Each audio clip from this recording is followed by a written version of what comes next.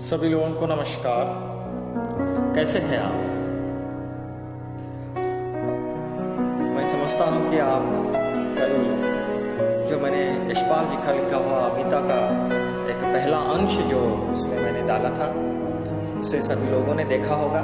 तो मेरा विनम्र आप लोगों से निवेदन है कि आप लोग उस वीडियो को देखें और पूरा उसे सुने, क्योंकि आपके यहाँ ये सिलेबस यानी आपके पाठ्यक्रम में आया हुआ यह उपन्यास है। तो आप इसको ध्यानपूर्वक कई बार सुनेंगे तो आपको यह कहानी की सार और उनका मूल उद्देश्य का आपको पता चल जाएगा।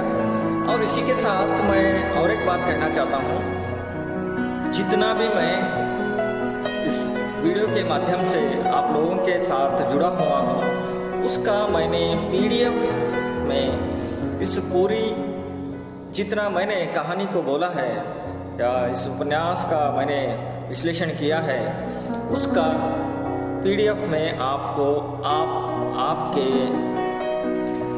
WhatsApp के ऐप पर पूरी कहानी का आपको PDF मिल जाएगा। यानी PDF पर उसे मैंने डाउनलोड करके डाला है, उसे आप पढ़िए पहले, फिर बाद में मेरी कहानी जो मैं यहाँ कह रहा हूँ उसको सुनिए। तो आज भी मैं कल की आपको बात कहना चाहता हूँ कि पहले आप उस PDF फाइल में जो कहानी है उसका सार है उसे आप पढ़िए। पढ़ने पर आपको समझ में आ जाए कि मैं क्या कहना चाहता हूँ। तो यहाँ पर कल हमने देखा कि लेखक का इसका उद्देश्य क्या है। अमिता उपन्यास में जो अभी चल रहा है माता का उपदेश, यानी माता क्या चाहती है और माँ का अपने बेटी के प्रति क्या विचार है, क्या उसने अपने बेटी को सिखाया है। और इसके बाद अमिता का भी हम एक घटना देखते हैं कि वो कुत्ते के साथ खेलती है। कुत्ते के साथ खेलते खेलते जब कपोल यानी कबूतरों को जब उसके ऊपर जब कुत्ता भबरू झपटता है तो उसको क्या कहती है इसके बारे में हमने देखा। तो इस उपन्यास को आगे बढ़ाते हुए हम आगे देखेंगे कि इस कहानी में जो आगे के जो शीर्षक या आगे की जो घटनाएं हैं उसे देखने से पहले थोड़ा सा हम जो महारानी परम भगवती नंदा और जो यहाँ के पहले राजा थे, जो अमिता के पिताजी करवेल और अमिता, इनका थोड़ा सा हम बैक फ्लैश में देखेंगे। यानी हम पीछे मुड़कर इनकी थोड़ी सी जानकारी हम प्राप्त करेंगे इस भाग में। और इसके बाद हम देखेंगे कि एक घटना जो वेणुक गांव में होती है उस घटना के बारे में देखेंगे। तो अभी हम शुरू करते हैं। आप सभी लोग ध्यानपूर्वक इस उपन्यास को सुने। तो यहाँ क्या होता है कि कलिंग का जो राजा है करवेल जो राजा था वो अपने पिता के मृत्यु के बाद राज सिंहासन पर जाकर बैठा। तो पहले के जमाने में हम लोग देखते हैं कि कोई राजा अपने साम्राज्य की विस्तार करना चाहता है तो वहाँ दूसरे राज्यों पर चढ़ाई करता था, यानी दूसरे राज्य पर अपना हक जमाने की कोशिश करता था। तो उस हक में कोई उसकी बात सुनेगा यानी उसे सरेंडर होगा या उसे समर्पित होगा तो युद्ध नहीं होता था, राजा अपने आप माना जाता था।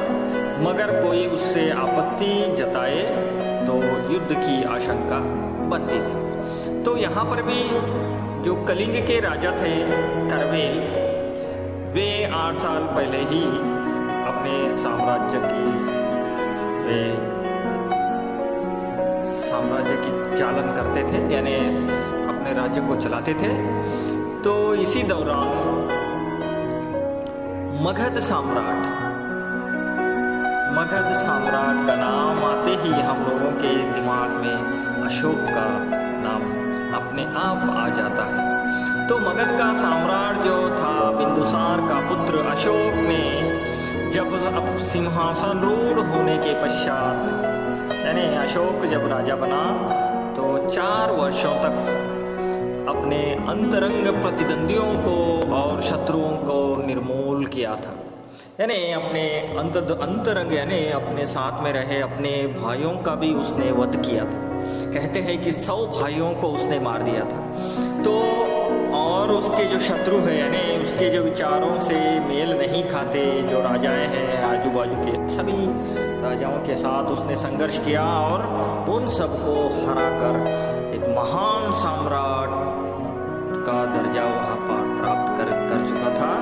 और उसके बाद उसने अपनी राजवंश के प्रतिद्वंदियों को समाप्त करने के बाद वहाँ निश्चिंत होकर अपने राज्याभिषेक करने पर वह उसने सोचा और वहाँ राज्याभिषेक कर अपनी प्रधान पदवी ग्रहण की और बौद्ध धर्म का अंगीकार भी वहाँ करता है। और उसके तत्पश्चात उसने दक्षिण दिशा में, यानी मगध से दक्षिण दिशा में साम्राज्य प्रसार के लिए कलिंग देश पर आक्रमण किया। तो यहाँ पर वो पहला आक्रमण है जब करवेल थे, यानी अभी का जो कहानी चल रही है या उपन्यास का जो भाग चल रहा है वो दूसरी बार की आक्रमणता के बारे में है, मगर ये मैं करवेल के जीवन के बारे में बता रहा हूँ और हमारी परम भगवती नंदा के बारे में बता रहा हूँ। तो पहले जब करवेल थे तब पहली बार सम्राट अशोक ने कलिंग के ऊपर आक्रमण किया था। जब कलिंग के जो महाप्रतापी देवरक्षित धर्मरक्षक महाराजाधिराज उन्हें संबोधन किया करते थे करवेल थे। तो करवेल ने उस आक्रमण को, यानी मगध सम्राट के आक्रमण को का प्रतिरोध किया और अपनी राज्य की सीमा पर स्वयं वहां सेना लेकर गए और हाथी पर चढ़कर रणक्षेत्र में अपनी सेना का संचालन करते समय कलिंगराज के शरीर पर कई बाण लगे, मगर महाराज शरीर में लगे घावों की चिंता न कर अशोक की सेना को वे अपने राज्य की सीमा के 50 योजन दूर ही पीछे हटाकर अपने राजधानी लौटे। महाराज जब युद्ध में विजयी हुए, परंतु युद्ध में लगे घावों की चिकित्सा अनेक चतुर वैद्यों और शस्त्र क्रिया दक्ष चिकित्सकों द्वारा वर्षों तक की जाने पर भी वहाँ कोई लाभ नहीं हुआ। यानी वे जो युद्ध में उन्हें जो घाव लगी थी उन घावों को कई शस्त्र चिकित्सक और शल्य चिकित्सक अभी हम कहते हैं, तो शल्य चिकित्सक जो होता है वो ऑपरेशन करने वाले कई लोगों ने बहुत सारे प्रयास किए, मगर फिर भी राजा बच नहीं पाए, यानी वहाँ उसका लाभ नहीं हुआ। और आगे जब अशोक कलिंग को अपने साम्राज्य में समेट लेने के लिए प्रथम आक्रमण किया था, कलिंगराज करवेल को राज्य सिंहासन पर उसी समय 8 साल बीत चुके थे। यानी जिस समय अशोक के साथ इनका जो युद्ध हुआ था तब तक राज्य सिंहासन पर आरूढ़ होकर 8 साल बीत चुके थे। उनकी शादी 8 साल पहले ही महारानी नंदा से हुई थी, मगर उन्हें कोई संतान नहीं हुआ था। मगर अशोक के आक्रमण के पूर्व ही 1 वर्ष पूर्व महारानी नंदा कलिंग में आए कुछ बौद्ध भिक्षुओं के चमत्कार की सिद्धि को सुनकर उनमें वे अधीर हो गई। यानी उनके पास वो अपनी जो व्यथा है, जो पुत्रहीन यानी पुत्र बांझ का जो व्यथा है, वे बौद्ध स्थविर के पास यानी बौद्ध धर्म के प्रचारक उस जमाने में जीवक हुआ करते थे। जीवक के पास वह जाती है और उनसे प्रार्थना करती है और उनके आशीर्वचनों से उसे गर्भधारण भी होता है। और ज्योतिषियों द्वारा महाराज का अशोक के आक्रमण के प्रतिरोध का उत्तर दिशा की ओर रणक्षेत्र की ओर जब वहाँ बड़े थे, तभी नंदा ने प्रथम संतान राजकुमारी को जन्म दिया था। यानी जब युद्ध के लिए वे जाते हैं, तभी जो आज की हमारी रानी है अमिता का जन्म हुआ था। और राज ज्योतिषियों ने कहा था कि यहाँ जो लड़की है अमित अक्षय वैभव और प्रतापी होगी, यहाँ भविष्यवाणी की थी। और राजकुमारी वैभव और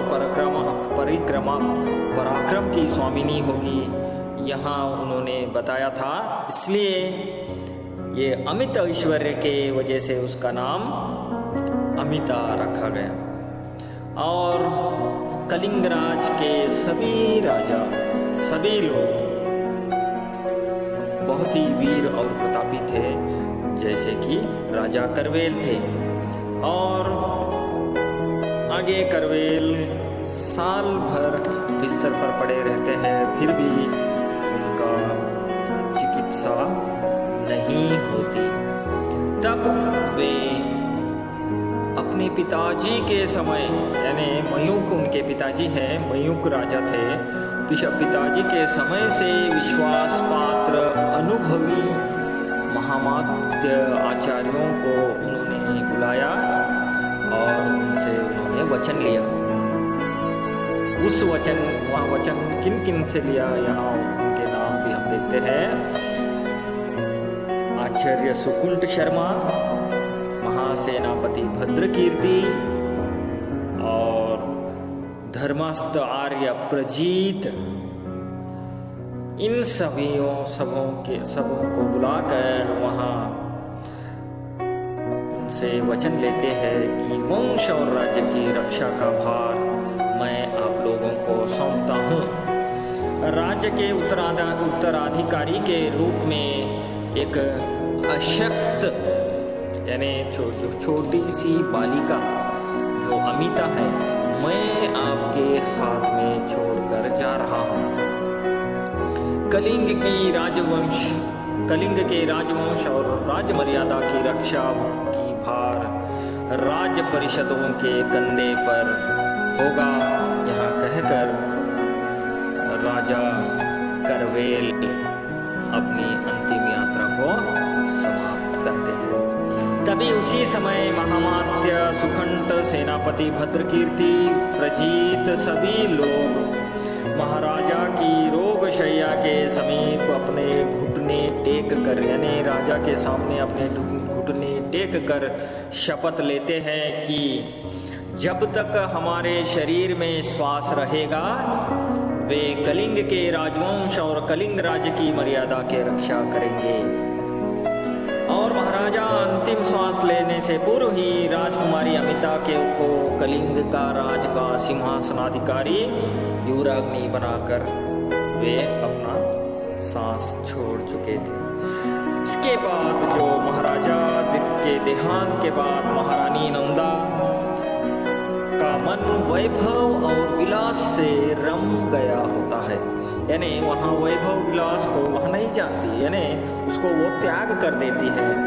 और वे बालिका युवराग्नि और राज के प्रति कर्तव्य निभाने के सतर्क में ही थी, अपितु वहाँ कोई वैभव की चेष्टा या उसे कोई विचार उसके मन में नहीं आता।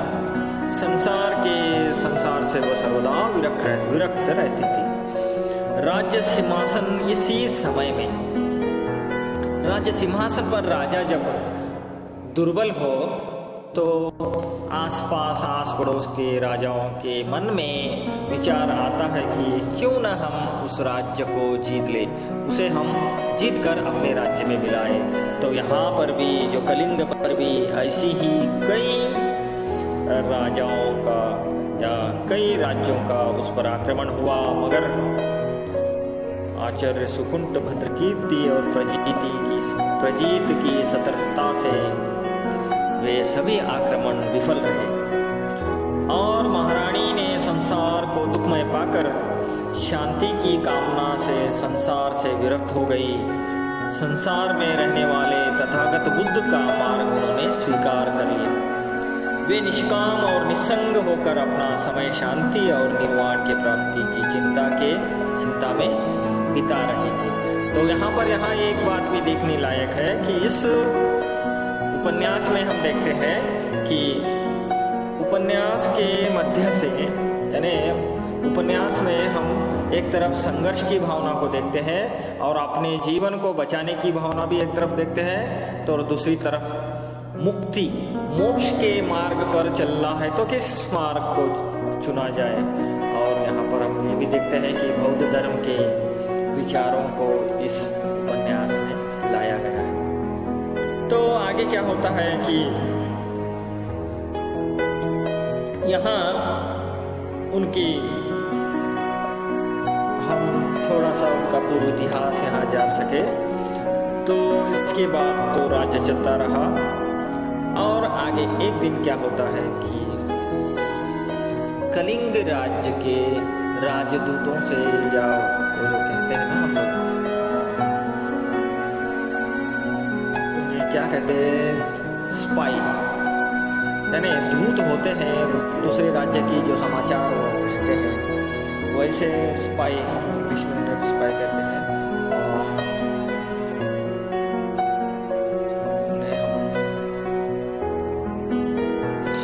उन्हें हम स्पाई भी कह सकते हैं। और दूसरा संदेशवाहक, तो कलिंग के जो संदेशवाहक थे वे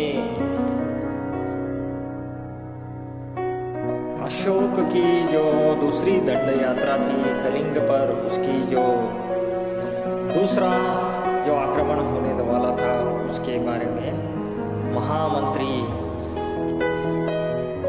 महासेनापति और सुखंड को पता चल जाता है कि अशोक 1,00,000 सैन्य के साथ 10,000 हाथियों के साथ कलिंग पर चढ़ाई करने आने वाला है। दक्षिण दिशा से वहां निकल गया है।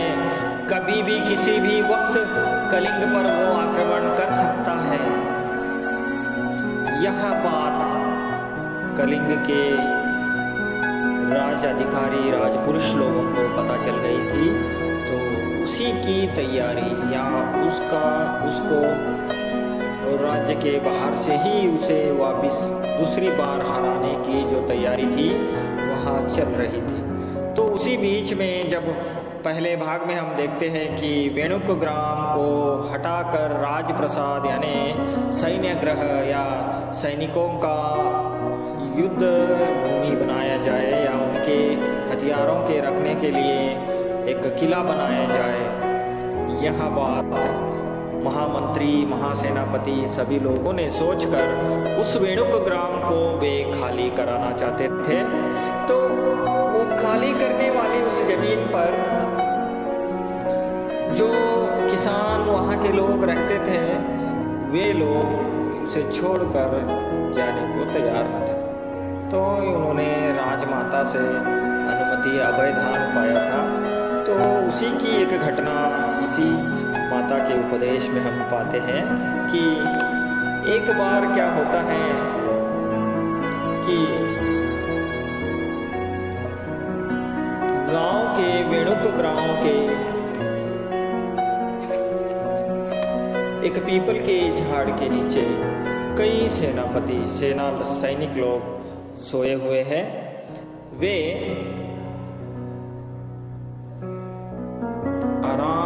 से सो रहे हैं। दोपहर का समय था और शाम होने आई थी। दोपहर के समय से वो सो रहे थे, शाम होने आई थी। तो वे सो रहे थे, उनके भाले, बर्छे, तलवार सभी वहाँ बाजू में रख कर सो रहे थे। तभी एक सैनिक उठता है और सभी सैनिकों को कहता है कि चलो अभी उठो, क्या पूरे लोग आराम से सो गए हो, कोई त्योहार को आए हो क्या, ऐसा वहाँ बोलता है।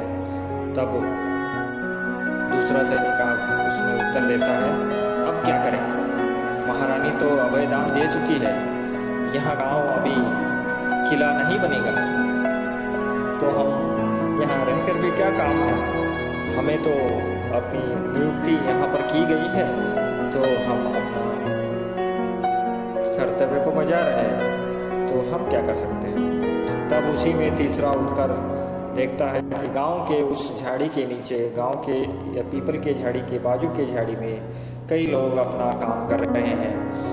तो उन्हें देखकर वो संबोधन करता है कि कल हम जब आए थे, इस गांव को उजाड़ने की बात की थी, सभी लोग हमारे सामने आकर हाथ जोड़कर खड़े हुए थे। कोई हमें खाने के लिए खीर दे रहा था, कोई पानी दे रहा था, आज कोई पूछने को भी तैयार नहीं है। अरे दुष्टों, हम दोपहर में सोए हुए हैं, तो हमें थोड़ा सा जल, उठने के बाद थोड़ा जल दिया जाए, इतना भी आप लोगों को बुद्धि नहीं है, ऐसा वो जोर से कहता है। उतने में ही वहाँ पर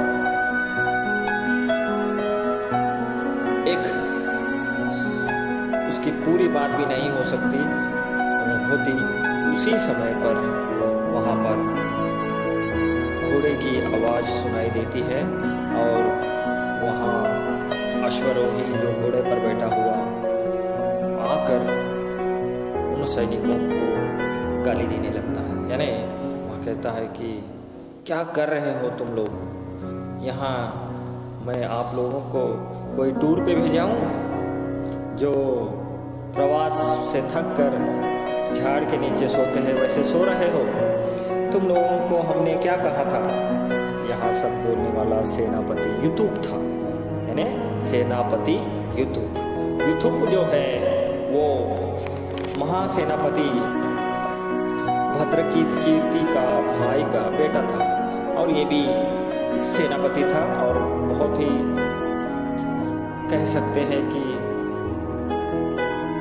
योद्धा, धैर्यवान, 100 लोगों को के साथ भी अकेला लड़ सकने वाला बहुत ही मजबूत योद्धा था। तो वहाँ आकर वो सिपाहियों को गाली देता है और कहता है कि मैंने क्या कहा था आप लोगों को, कल तक इनके पूरे झोपड़े खाली हो जाने चाहिए, हमें यहाँ पर क्या करना है आपको पता है।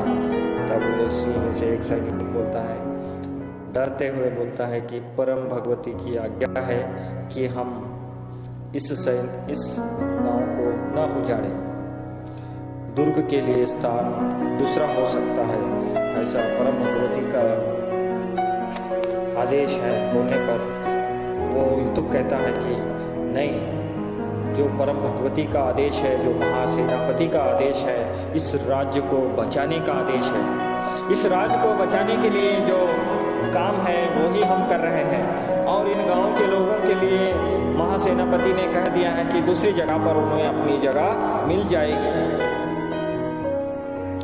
तो यहाँ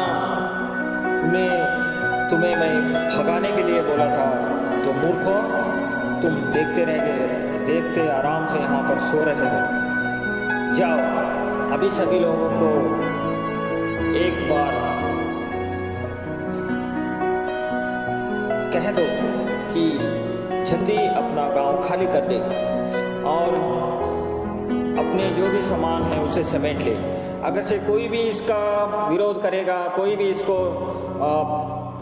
विरोध में आएगा, तो उसे बांध दो और उसे कोड़े मार के मेरे सामने लाके खड़ा कर दो। तो यहाँ कहने पर गांव के सभी लोग यूथुप के सामने सर झुकाए हुए, हाथ जोड़े हुए उसके सामने आते हैं और उसे वेदना के स्वर से महासेनापति दया करो, हमें बचाओ। हम लोगों को रानी महारानी ने अभयदान दिया है इस गांव को छोड़ने के लिए, तो आप ये अन्याय हम पर मत कीजिए। तब ये सब कुछ देखकर यूतुब को और गुस्सा आता है, उसके आंखों में आग निकलती है, आंखों से क्रोध की अग्नि जलती है और वो सैनिकों से कहते हैं कि क्या कर रहे हो तुम लोग बेवकूफ़ों, जाओ जल्दी जाके उनके घर को आग लगा दो। अगर से वो नहीं सुनते हैं तो फिर ला के इधर मेरे सामने पटक दो। ऐसा वो कहने पर एक सैनिक उसी गांव के एक वृद्ध पर वो चाबुक चलाता है और उसे पकड़ कर लाकर यूतुब के सामने फेंक देता है। तब यूतुब उसे गुस्से से देख ही रहा था। इधर अमिता जो कुत्ते के साथ खेलकर जो माँ के पास जाकर वहाँ पर वो खाने के लिए नहीं खाने के लिए जिद करती है, तब उसी समय पर जब नंदा कुंचकी और उद्दाल मामा के साथ वो वार्तालाप करती है कि गांव में क्या हो रहा है, ये क्या मैं सुन रही हूँ।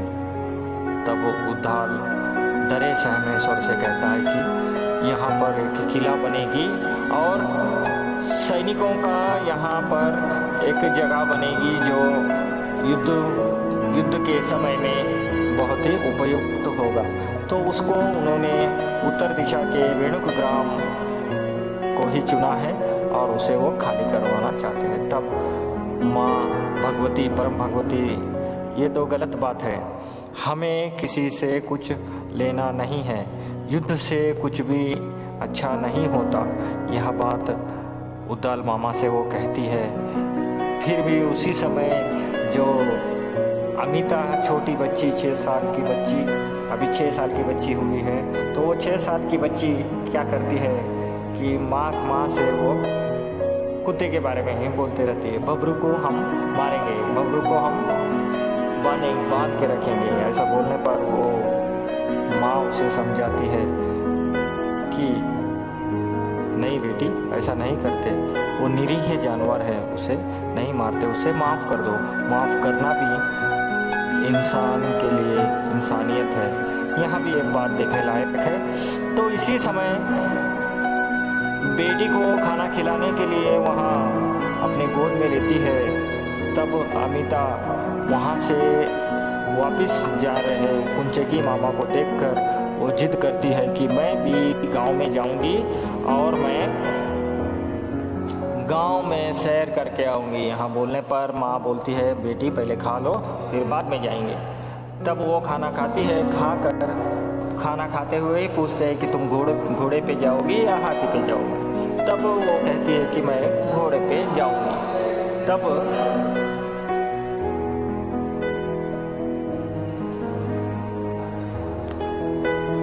तो यहाँ पर क्या होता है कि अमिता छोटी बच्ची हाथी पर जाने की जिद करती है। तो हाथी पर बबरू, अमिता और कुंचकी, उद्दाल मामा सभी लोग मिलकर हाथी का जो पीठ के ऊपर आसन होता है उस पर बैठ के वो शयन के लिए निकलते हैं।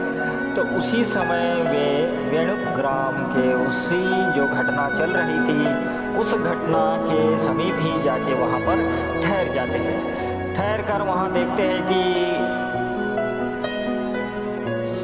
सैनिकों ने उस आदमी को जो मार कर पटक दिया था यूतुब के सामने, उसी समय दूसरा सैनिक जाके एक बस्ती में एक झोपड़ी को आग भी लगा देता है और दूसरा एक सैनिक वहीं पर रहे सो राज्य के उस गांव के निवासी को चाबुक से भी मारता है। इन सब को देखकर अमिता एकदम घबरा जाती है और वहाँ इतना गुस्से में आती है कि प्रजा को क्यों मार रहे हैं, ये कौन है।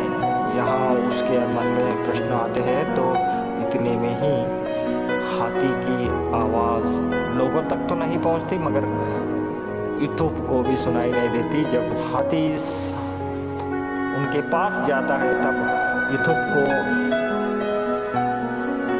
हाथी दिखाई देने लगता है और वहीं से उद्दाल जो मामा है वो उतरकर परम भगवती महारानी यहाँ पर पधारी हुई है, यहाँ बात तुमको बताने पर सभी लोग जो कार्य कर रहे थे उसे रोक देते हैं।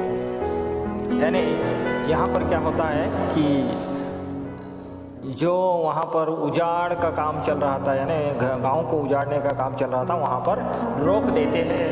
तब अमिता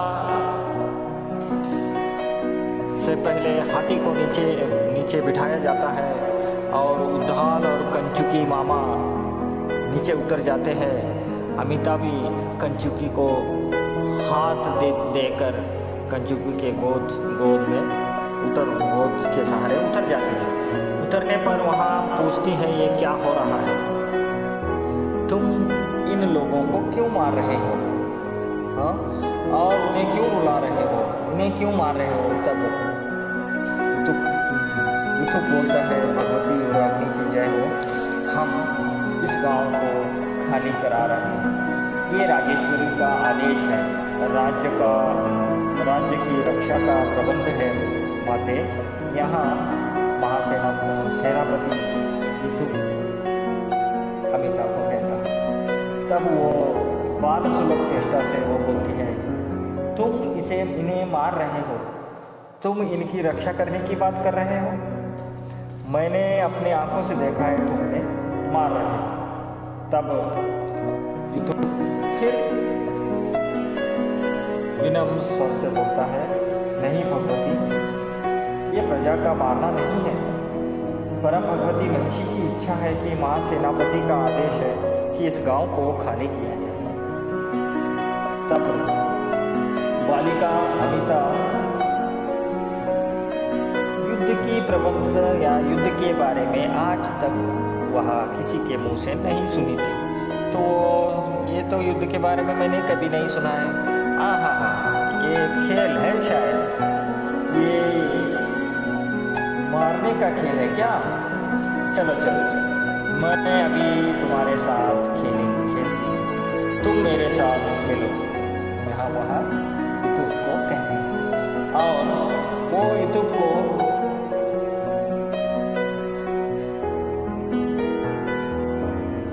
वहीं पर खड़ा हुआ एक सैनिक को बोलती है कि वो चाबुक मुझे दो, और वहाँ उस चाबुक को लेकर युथुप के पीठ पर, उसने जो देखा था एक वृद्ध को पीठ पर चाबुक मारने का, उसी तरह हाथ में चाबुक लेकर युथुप के पीठ पर मार देती है। तब वहाँ पर जमा हुए सभी लोग एकदम विस्मय से देखते हैं कि महारानी ये क्या कर रही है। तो उद्दाल और कंचुकी मामा उन्हें समझाते हैं नहीं, ऐसा नहीं करते, ये हमारे राज पुरुष हैं, इन्हें इस तरह से नहीं मारते बेटे। तब वो बोलती है ये हमारे राज पुरुष हैं, नहीं है, यहाँ बहुत बुरा आदमी है, ये लोगों को मारता है।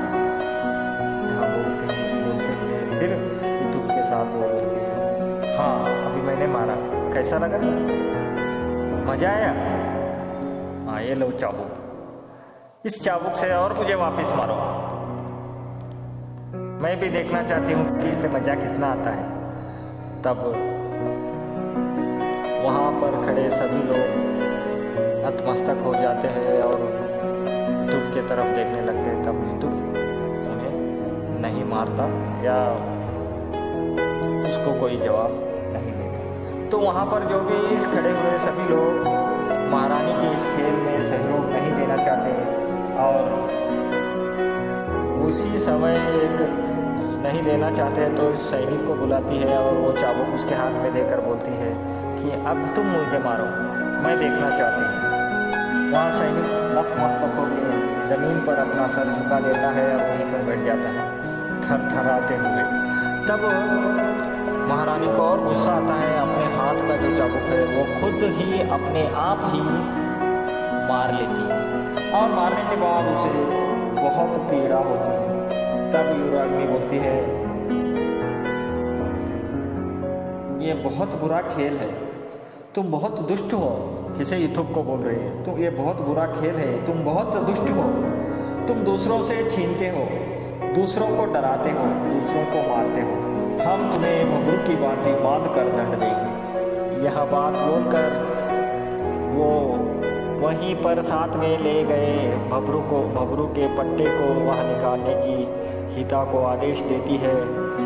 तो हिता के इशारे से जो हाथी का जो नाविक था वो उसके गले का पट्टा निकालकर हिता के हाथ में देता है। तब उस गले के पट्टे को लेकर जब अमिता यूथुप जो सेनापति है उसके गले में बांधना चाहती है, तब वो उसे उसके गले तक नहीं पहुंच पाती। तब हिता को वो फिर आदेश देती है कि इसे उसके गले में बांध दो।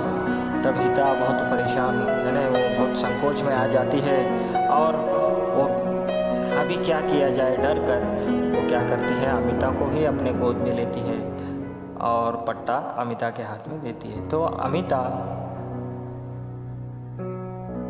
सेनापति यूथुप के गले में पट्टा बांध देती है और उसे हाथी की तरफ खींचकर लेकर जाती है। तो उसे खींचते हुए सभी राज्य के लोगों के सामने राजकोष यानी अपने राज्य के क्या कहते हैं माँ के पास जो बड़ा राजमहल के पास वहाँ राजमहल में लेकर जाती है, निकलती है, राजमहल के लिए निकलती है। तो इधर माँ शाम हो गया है, रात आ गई है, बेटी कहाँ गई होगी इसी चिंता में वो बहुत चिंतित हो जाती है। तभी अमिता पट्टे को हाथ में लेके उस यूथुप सेनापति को खींचते हुए अपने माँ के पास लेकर आता है। तभी यह देखकर माता बहुत घबरा जाती है और अपने बेटी को समझाती है यहाँ नहीं करते, ये हमारे राजपुरुष है, हमारे राज्य की रक्षा करते हैं और इन्हें ऐसे नहीं बांधते। बोलने पर बेटी बोलती है नहीं माँ, ये दुष्ट है, ये दूसरों को हमारी प्रजा को मारता है, प्रजा के पास छीनता है, ये प्रजा को सताता है। यह बात बोलने पर महारानी आज्ञा देती है कि यह पट्टे को हटाया जाए और क्या बात हुई है मुझे समझाया जाए। तब कंचुकी वहीं पर रहती है नतशिर होकर धीमे स्वर में महारानी को बोलती है कि ये जो यूथुप है ये वेणुक ग्राम बसा हुआ उस ग्राम को उजाड़ने के लिए वहाँ सैनिकों को आदेश दिया था। उसी समय हम वहाँ पर पहुँचे तो यहाँ सब कुछ वारदातें हुई। बोलने पर वहाँ पर आंखों देखा हाल सुनकर महारानी को बहुत दुख होता है और दुख होने के बाद वो दाल के सामने ही कहती है नहीं नहीं ऐसा नहीं होगा, किसी का आवास और किसी की धरती नहीं छीनी जाएगी। हमें नए प्रसाद और नए दुर्ग की आवश्यकता नहीं है। राज्य और प्रजा की रक्षा अन्याय से नहीं हो सकती। देखिए कितनी बड़ी बात है। माता जो वेणुग्राम को उजाड़ कर जब दुर्ग प्रसाद बनाना है तब वो कहती है कि नहीं हो सकता ऐसा हम होने नहीं देंगे। किसी की राज्य और प्रजा की रक्षा अन्याय से नहीं हो सकती।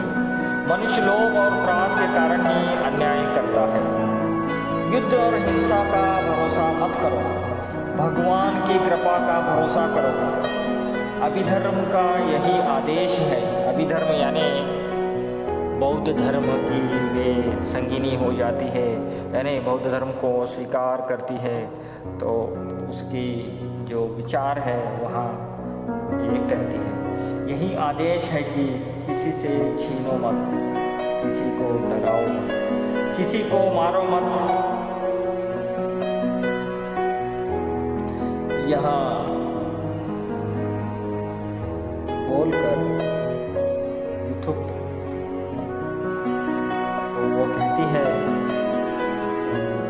कलिंग में हिंसा नहीं होगी, अभिधर्म पालन होगा। यानी यूथुप को वो आदेश देती है कि महासेनापति को कहो कि कलिंग में हिंसा नहीं होगी, अभिधर्म का पालन होगा।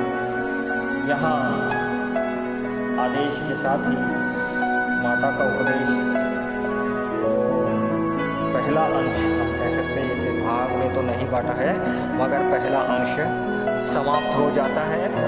आपको यह कहानी कैसी लगी, आपको यह पसंद आ रहा है तो आप जो यहाँ पर दिए गए मेरे चैनल को सब्सक्राइब कीजिए और घंटी के बेल के आइकॉन को दबाइए। जो मैं कभी भी ऐसे नए नए उपन्यासों का विश्लेषण करूँगा तो आपको उसकी सूचना मिलती रहेगी। और इस वीडियो को अच्छा लगे तो लाइक कीजिए और अपने जो सहपाठी है उनको शेयर भी कीजिए। और जो यहाँ उपन्यास है इसके छोटे छोटे प्रश्न बनाकर मुझे उसका उत्तर लिखकर तुम यहाँ मेरे व्हाट्सएप पर भेजना भी आपका कर्तव्य है। और उसके साथ मैं आपसे और एक बात कहना चाहता हूँ, तो इसे आप 2-3 बार सुनिए, तब जाके आपको समझ में आएगा कि क्या कहानी चल रही है। तो इसका मैं पठ्य यानी पुस्तक के रूप में यानी पठ्य के रूप में आपको मैं आपके व्हाट्सएप ग्रुप में, जो हमारी BA 3rd सेम के व्हाट्सएप ग्रुप है, उस ग्रुप में मैं अभी पहले ही भेज चुका हूँ, तो उसे आप पढ़िए। धन्यवाद। शब्बा खैर, खुदा हाफिज़, शब्बा खैर, नमस्कार।